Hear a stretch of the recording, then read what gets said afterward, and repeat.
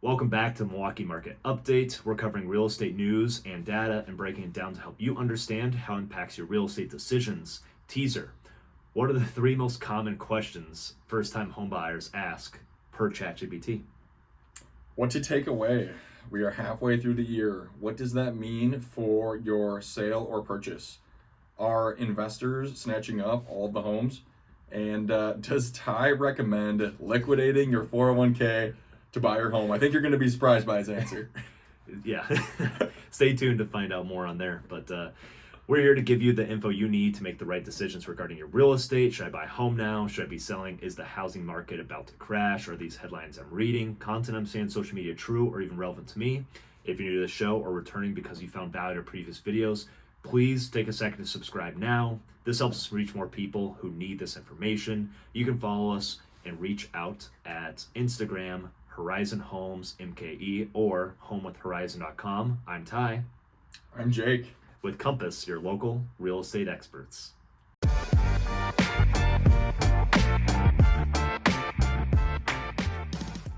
All right, so new face here in the studio. We got Mr. Jake Barr. Welcome to the podcast, dude. Yes, thank you. Happy to be here at the Milwaukee Market Updates. It's my pleasure. Yeah, unfortunately, you guys will never hear from Nick Harrington again, so it's a tough look. Yeah.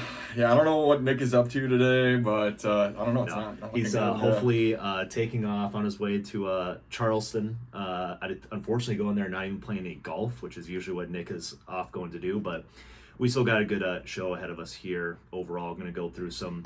I think first let's just kick it off with what's typically what's going on right now in our local Milwaukee real estate market.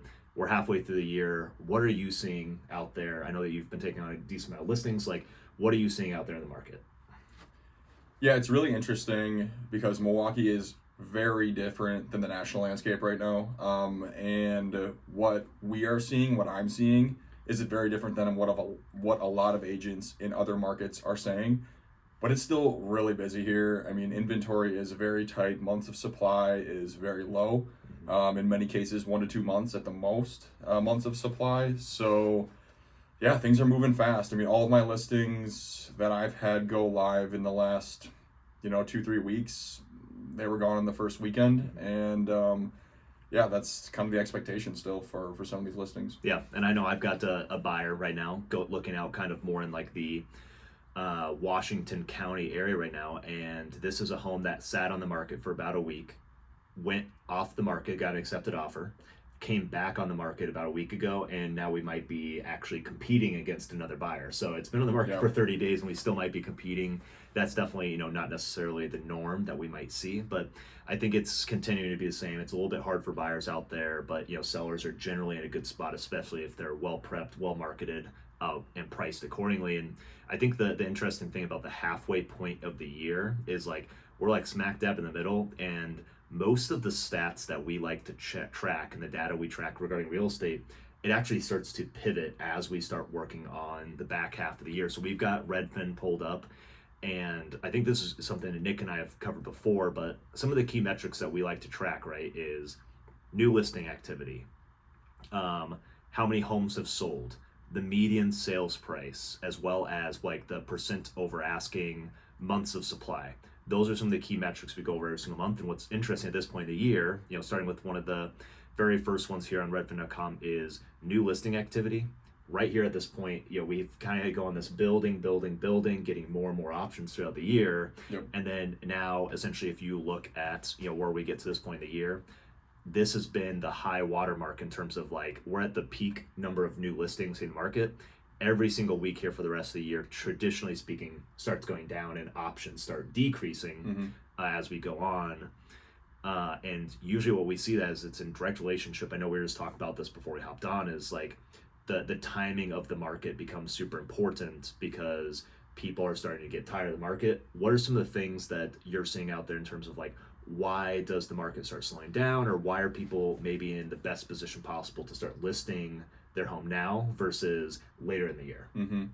I mean, focusing on that last part of your question first, why is right now the best time to list of, the rest of the calendar year? I mean, it's not real complicated. Think about what the rest of this year looks like. We're in July right now, and August is kind of the tail end of the peak season. That's summer still. That's people are happy. They're in a good mood. They're out on the beach. They're on the boat. Whatever. That's the kind of tail end, like I said here, of peak season. But once you hit September, it's back to school, and that means kids are in sports practices. They're at school, which nobody wants to move when their kids are in the middle of their school year. As you go further down the end of the year, you're going to have the holidays, Thanksgiving, Christmas. It gets cold. Nobody wants to move when it's snowing and cold outside. So looking at the rest of the year, I mean, time is of the essence for anyone looking to list.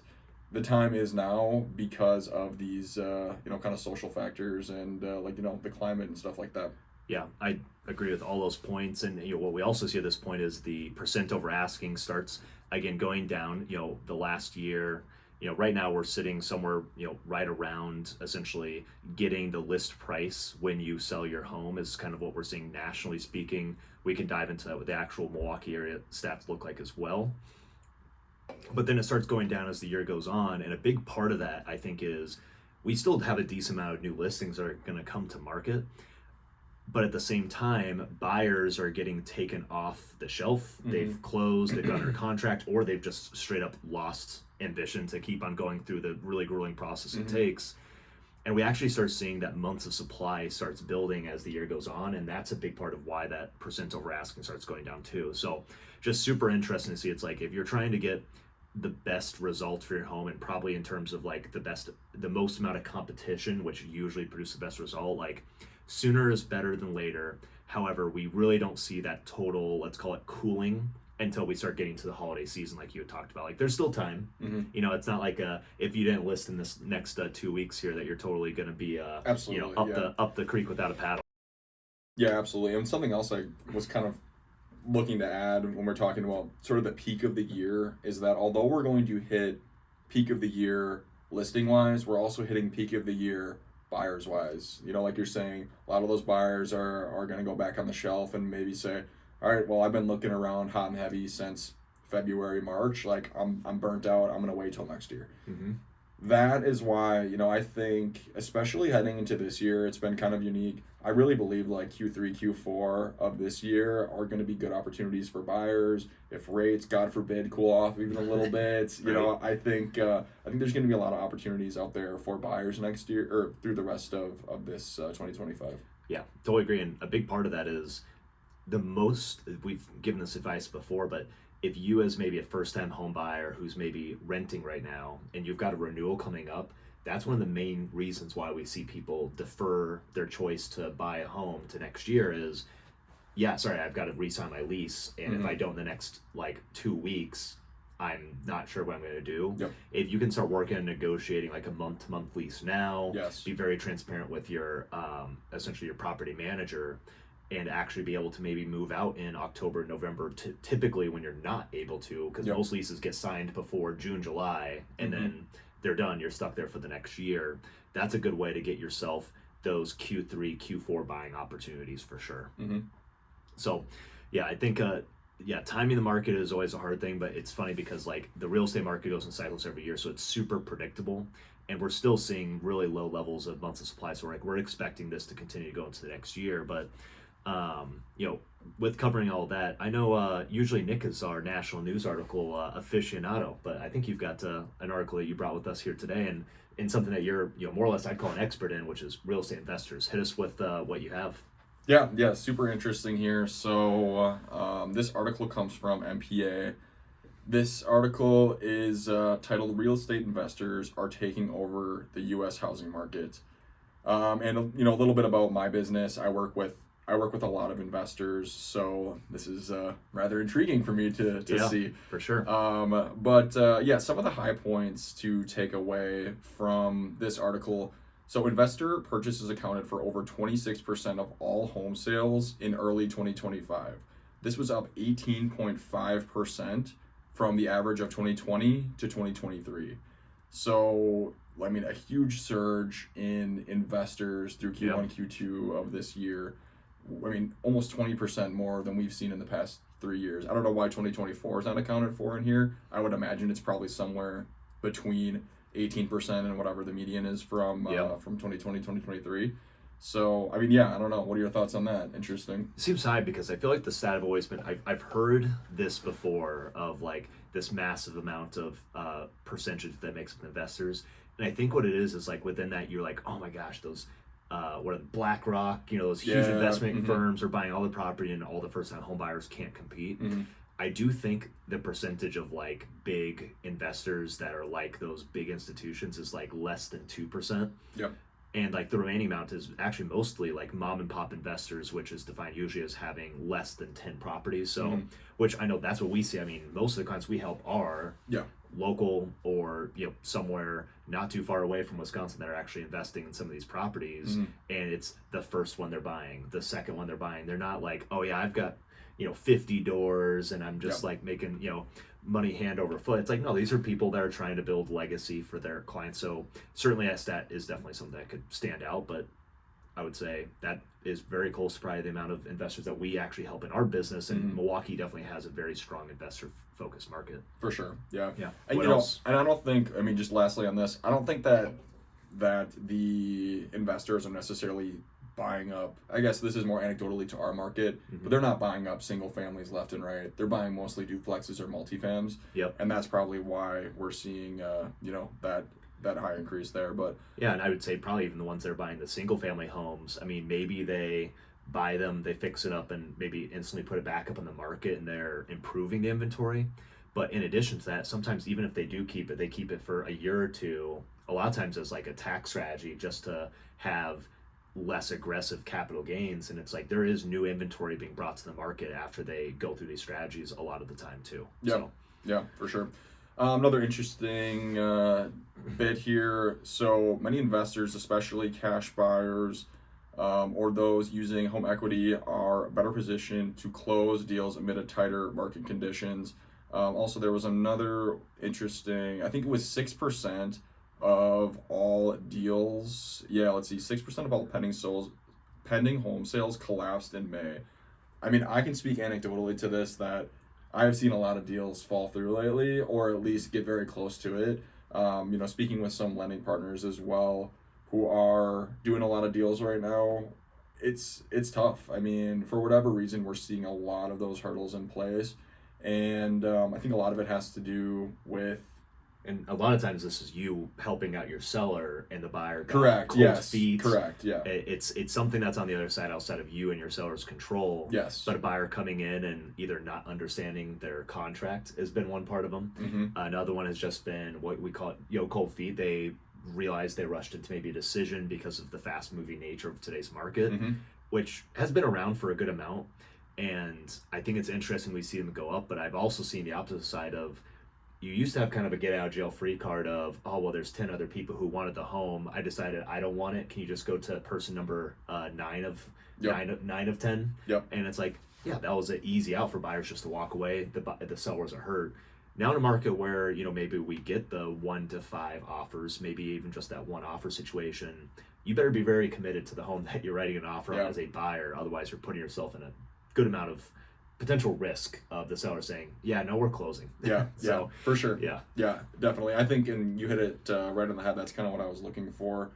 The fast pace of our Milwaukee market is, I think, what still takes a toll on these buyers, where they throw something at the wall and then all of a sudden they get that cold feet, like you're saying. So, super interesting there. And then, I mean, nothing really, nothing else is really standing out. I mean, the cash buyers, I believe it was, let's see here. I guess the cash advantage is is what this article was stating, is helping people avoid those issues with closing and whatnot.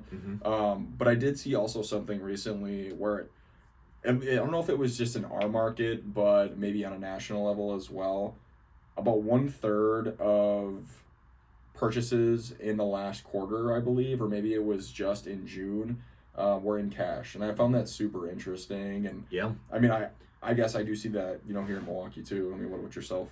Yeah, I think that's a stat that I think has gone up. It used to be like 1/4 of all sales and it's increased. And I think what a lot of people I hear outside even the real estate world is like the great wealth transfer that's going to be coming from baby boomers to millennials. And there's definitely a big change, I think, in like a lot of like personal finance and how people look at their legacy and helping each other's, instead of leaving a bag when you pass on to your family and then they're like, well, thanks, I'm 60 years old and I'm already set. Yeah. We're seeing a lot more parents and guardians being more open-minded to helping in one of the biggest purchases of their life and helping their children get ahead. So I've certainly seen more gifts coming across. Like, I think that's probably the most common thing, is gifts of parents giving a large portion of the down payment, sometimes maybe the full amount. And I've even seen a few times, not the majority of the time, this maybe not as common in our market, is the parents actually use their maybe stock portfolio. They pay cash and then they get financing after closing to put their money back into the market. And obviously that's a taxable event, but it allows them to stand out and potentially get I've seen sometimes like a $20,000, $30,000, $40,000 better deal because it's a more attractive offer. It has better terms. It's more certainty for the seller. So they're using it as a tactic or a strategy to help them. So yeah, definitely. Yeah, I've seen a fair amount of both my buyer. Well, I guess it would have to be only my buyers that are receiving part or all of that down payment, covered by their parents. And I think you're spot on. That's a really interesting point that I never really thought of, is that, instead of getting your inheritance someday, now something more useful for the time being. That makes a lot of sense. Yeah, I guess let's talk about that for a little bit, because I know you're a 24-year-old lad looking to buy your first home here in the next 12 months. Yep. I know that how I kind of feel and how some of my friends might feel. It's like, oh my gosh, you're gonna have mom and dad help you. What, like, from your generation, we've got a couple years between us here. Like, if your parents were like, hey, yeah, Jake, we're gonna help you get a leg up and we're gonna put down payment, like, what's your initial reaction? Or like, yeah, of course they're gonna help me, or like, no, I don't need their help, I'll do it myself. Like, what's like the MO of your generation? I mean, I don't know if it's. I feel like my generation would say, yeah, thanks, you should be giving me more. Like, that's probably what my generation response would be. Yeah. For me, like, the people I'm surrounded with in my life and myself, like, I don't know if I would be like, I mean, it's tough. It's like, it's great, and you're obviously very grateful, but also there is something to be said for your own independence of purchasing. Would you be like, oh my gosh, thank you, awesome, no guilt? Or would you be like, dude, I've got so much guilt right now that you're helping me out? Oh, there would be definite guilt. Yeah, I mean, definitely not no guilt. Okay. But because I feel like for me, because like, I was old enough that 2008, I definitely remember my parents being like, this is kind of a big deal, we're gonna make it through. My dad, who owned a pest control business, was like, yeah, we're not going to participate in the recession. And, he kept his business cranking along and everything else. But it's like, I remember them talking about money as like that was something that happened. That was bad. The Big Short, all that kind of stuff going on. It's like, that like helped frame him like, oh man, I don't want to like, impact them or hurt them. They already went through so much like up and downs in the market. And for us, we've been pretty much smooth sailing since like essentially I graduate school. It's like, nothing but up in the markets, property values, everything else. So that's just an interesting, difference between the two of us. But I think we're going to see more and more, and I think people should be open-minded. I know it's a conversation that we have with our clients too, especially if we think they're going to be in situations where big appraisal gap coverages come up. Maybe sometimes it's not, hey, I need help with the down payment, we got it, we've got good jobs, we've saved up for this, we can afford it. But hey, like, would you be able to like be our backstop if we have something wrong with appraisal, so we could be more competitive and say, if the appraisal comes in $10,000 under because of bad data, a bad appraisal report, would you guys be able to help us cover that gap so we can buy a home that we want, knowing that that $10,000 gap is going to disappear in today's Milwaukee market in like 3 months of appreciation? I think that's another tactic we see. The parents can really help us out as younger individuals. Yeah, absolutely. Yeah. And I think that could maybe be like a soft entry versus like, hey, here's a big chunk of money for your down payment. Like more of a, hey, if you need it, And it's good for the parent. They get to enjoy it. They're like, oh my God, this is amazing. Like, I'm so happy I was able to help you, especially when you see all the news articles of all these states where the typical earner really doesn't have the budget to actually even buy a home. Yeah. Well, if your parent is willing to, take advantage of it. Yeah, for sure. definitely. Yeah. All right, and I know we've got one last section here that you got for surprise for me, as I know Nick likes to do. What do you got? So we're gonna ask the all reliable ChatGPT here. We're gonna see what are the 3 most common questions that first time home buyers have. Okay. And we'll see how you do with Maybe them. someone like you, 24. Yeah, 24. Ready to buy a house. Yep. Okay. Yep. So you can't look at. Oh these no, yet. that's okay. Yeah, I was trying to look for the answer. Yeah. So the first one, hopefully these should be pretty basic, but We'll see. Yeah. Testing my knowledge. yeah. First one is how much house can I afford? Ooh, okay. How much house can I afford? So this is like a very complex question. It's a simple question, but it gets super complex really quick because there's a ton of rules of thumb. If you said, hey, can you answer question number 1 for me? I think my personal approach is I like to use the conscious spending plan from Ramit Sethi.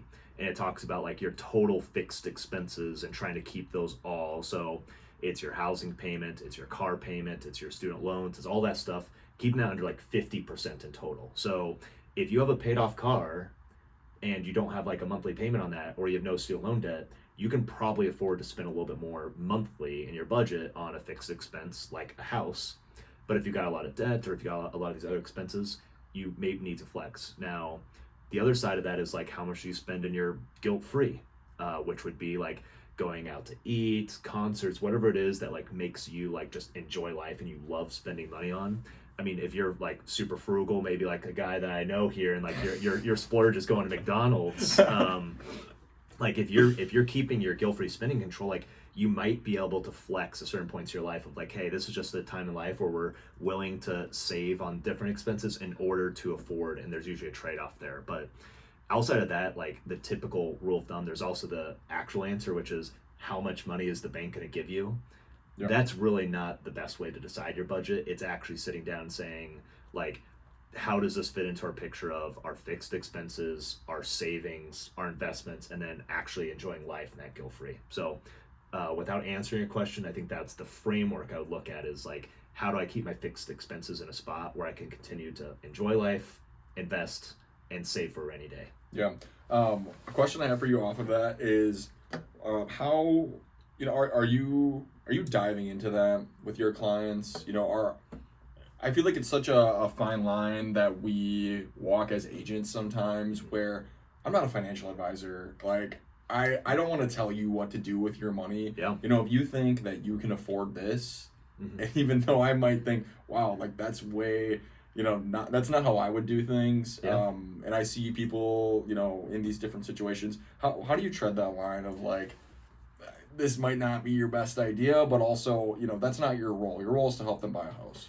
Yeah, I would say I make more general comments overall of like that maybe they don't conversate with me, but it's things like, yeah, guys, typically what you want to do when you're looking at your budget is you also should be saving 1% of your home's value every single year. So if you buy a $300,000 home, that's another $300 a month that you should probably be adding to your budget of just taking care of this home after you buy it. Mm-hmm. Hey guys, like, typically you'll find that you're going to spend that amount of money year one. Like, I hope, make sure you have reserves. You're going to have a 5% down payment, 2% closing costs, and you should probably have an extra few $1,000s in the bank after that. Like, I give those like rough rule of thumbs, and like some people already come in with their frameworks of like, oh no, like I've got 12 months of emergency savings because my parents said that's a good idea. It's like, yeah, perfect. There's nothing we really have to dive in here. You make the decision you want. Those don't always come to the forefront, but like just giving some of those rule of thumbs kind of like not as advice, but it's just like what most people do is they've got their down payment, closing costs, and some extra money so that you're not spending every last dollar or tapping into your 401k to make this happen. For sure. Yep. Yeah. Yeah. Cool. Well, speaking of tapping into 401k, okay. What do I need for a down payment? There's a bunch of different options. And should I tap into my 401k? I can actually go into a story on that. But so I would say most commonly what we see is anywhere from like 3 to 10% is probably like most people today, and we help a decent amount of first-time home buyers. However, you can do anything above there all the way up to 20% down, 50% down. Really where the limits come into play is like you have to have a loan that's larger than like $75,000. So you can do a wide range, and probably like the most common advice that I'll get from somebody who's like, I'm not really going to be focused on buying a home for several years because I have to have 20% down.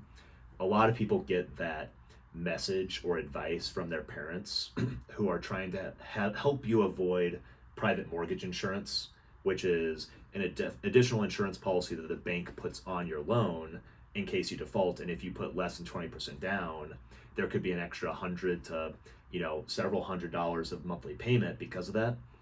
But in today's market, especially here in Milwaukee, trying to save for a $300,000 home, $60,000 takes most people several years. And if you look at a $300,000 home in Milwaukee that was probably worth $200,000 5 years ago, that's probably like the biggest thing. Is like, it does feel like a bit of a risk of like, okay, if I wait in the next 4 years, is this home going to be that much more, as opposed to trying to save that down payment? Yep. So the straight answer is as low as 3.5% is where you can be. Most people end up being around 5 to 10%, I'd say, for like that first-hand home buyer. Mm-hmm. When you sell your home and buy the next, that's where you see it being way more common. Of the move-up buyer, is they've now built equity, maybe they fixed up their home, they've been in there for 5 years. You're seeing larger down payment amounts because they want to try to keep that similar monthly payment that they've grown used to over that period of time. For sure. Yeah. Cool. Generally speaking, no, don't use your 401k. Somebody may have done that, but it was for a house hack. Really, really savory deal. I was paying $250 a month for my housing expense. So there's some cases where you might be able to dig it in, but very few. And I've seen about one situation where it made sense in my career over the last 8 years. Yeah. So. Yeah. Awesome. All right. And wow, I mean, you could probably answer this question in a whole other episode yourself. Okay. But what are the steps in the home buying process? Okay. Well, luckily we have an entire episode. We're going to get to the point where we're going to have to call out, episode number blank has all the steps, because we did do an overview of this. So keep a lookout for this episode. But what I like to, tell people is like, hey, Ty, like, we're thinking about buying a home. Like, what do we do? Usually what I like to share with them is like, okay, guys, there's kind of like 3 main stages here. It's education, shopping, and closing. Like, you have those 3 stages. Most people start at shopping, go right past education, blow right through it. And there's a couple of things that are in education. So like, what we really like to cover is, hey, let's get you connected with somebody to help you with your mortgage pre-approval. Let's actually sit down and do a strategy kind of conversation or a home buying kickoff to actually show you from today until when you get the keys, how does this process go, so you can get more clarity on it and get more confident in the process. And and ask those questions like, what's my down payment going to be? Like, how am I protected inside the contract? Get out there, see a few homes, because there's nothing worse than the very first home that you see is the one that you're in love with, and you feel like you have to have it, and you're rushing into it and like, oh my gosh, am I like gonna totally better home later? For sure. Get out and figure out your needs, your wants, your deal breakers, and then look through the contract and do kind of like a sample offer writing stage. Like, those are like the main things you need to do. Everything after that is exactly what you expect buying a home is like. It's looking at homes online, scheduling your tours, making sure that it's a good fit for you, and submitting offers, and then negotiating your way to the finish line. But that's generally how I like to describe it. And I don't know, that's probably about 90 seconds. That's a good framework. Yeah. Pretty good. Yeah. Yeah. It's like we do this. Kept it pretty brief. Yeah. Yeah, that's right. But so with that, obviously it's been awesome having Jake here today as a stand-in for our traveling fiend, Nick Harrington out there. But thanks for joining us on another episode here at the Milwaukee Real Estate Market Update. Please get out there, follow, subscribe, share this with somebody that you think who need it. And we'll be back next time with your Milwaukee Real Estate Market Update. Thanks, guys.